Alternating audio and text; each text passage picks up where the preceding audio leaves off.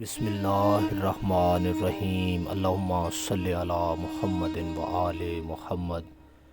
کتاب غریب ربضہ سے روایت ہے کہ ربضہ کی تنہائی صحرا کا شعلے برساتا سورج۔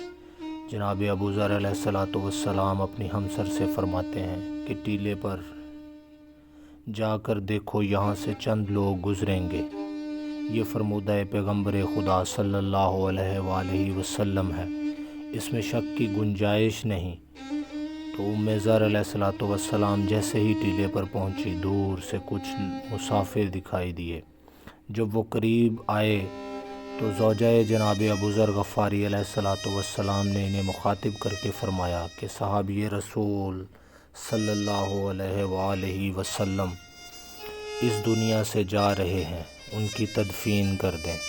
وہ لوگ آتے ہیں تو جناب ابو ذر علیہ السلام آخری سانسیں لیتے ہوئے فرماتے ہیں کہ تم میں سے جو کوئی سلطنت کا گماشتہ، قاصد یا حاکم کا خادم ہو، وہ میری تدفین کے کسی معاملہ میں دخل نہ دے۔